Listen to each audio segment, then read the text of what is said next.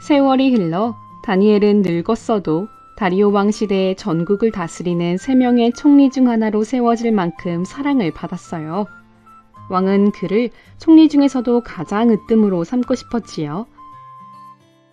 이 사실을 안 다른 총리들과 방백들은 몹시 시기가 났어요. 마침 그들은 다니엘이 하루 3차례 예루살렘을 향해 창문을 열고 하나님께 기도한다는 사실을 두고 한 가지 꾀를 생각해냈지요. 곧 30일 동안 왕 외에 어느 신에게나 사람에게 무엇을 구하면 사자굴에 던져넣는다는 법을 정하도록 왕에게 구한 거예요. 그들의 계략을 전혀 모르는 왕은 법을 정하고 도장을 찍고 말았어요. 다니엘은 그들의 나쁜 계략을 미리 왕에게 알릴 수도 있었어요. 그러나 그는 왕에게 알리지도 않고 악한 사람들에게 대항하지도 않았어요. 오직 하나님의 뜻에 맡겼던 거예요. 다니엘은 하나님께 기도하면 사자굴에 던져진다는 사실을 알면서도 변함없이 예루살렘을 향하여 창문을 열고 하루 3차례 기도했어요. 죽음 앞에서도 감사의 기도를 드린 거예요. 악한 신하들은 곧장 이 사실을 왕에게 알렸어요. 그제야 왕은 그들의 계략을 알고 후회하지만 이미 엎질러진 물이었어요. 어쩔 수 없이 다니엘을 사자굴에 던져넣게 한 왕은 아무것도 먹지 못하고 잠도 이룰 수 없었어요.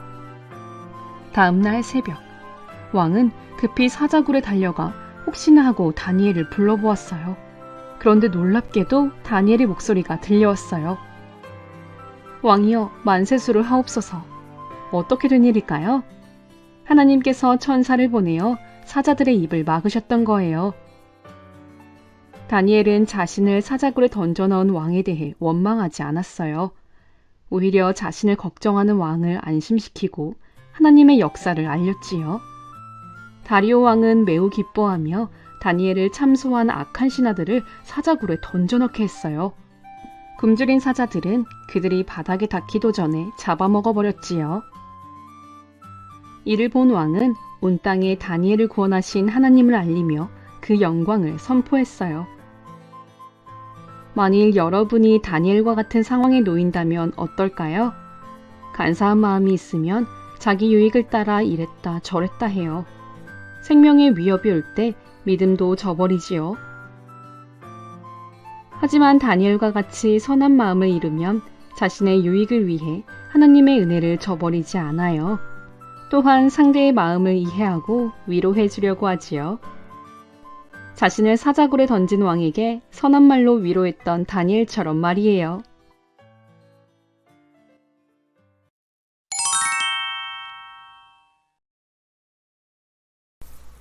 사랑하는 만민아동 여러분, 우리 함께 퀴즈를 풀어볼까요? 첫 번째 퀴즈. 아래 상황에서 여러분이 선우라면 선생님께 어떻게 말하겠나요? 청소 시간에 선우가 열심히 바닥을 쓸고 있었어요. 옆에서는 지연이가 창문을 닫고 있었지요. 그런데 동탁이가 갑자기 지연이의 머리를 잡아당기고 휙 달아나는 거예요. 지연이는 선우가 한 줄 알고 울며 선생님께 일렀어요. 선생님은 자초지종을 묻지도 않고 선우를 혼냈지요. 잠시 뒤 동탁이가 선생님께 자신이 한 일이라며 사실대로 말했어요. 선생님은 선우를 보며 미안해서 어쩔 줄 몰라 했어요. 여러분이 선우라면 선생님께 어떻게 말하겠나요?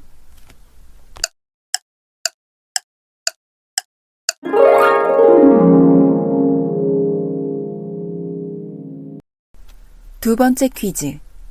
평소 자신의 모습은 어떤지 생각해 봅시다. 상대의 마음은 생각하지 않고 내 생각대로 거침없이 말해요. 하나님 말씀대로 살겠다고 기도했지만 내 유익에 따라 변개하는 일이 있어요. 정답은 예가 많은 친구들은 더 노력해보고 아니요가 많은 친구들은 훌륭해요. 오늘의 퀴즈를 마무리하고 말씀 구절을 함께 읽어보아요. 갈라디아서 6장 9절 말씀. 우리가 선을 행하되 낙심하지 말지니 피곤하지 아니하면 때가 이름에 거두리라. 아멘.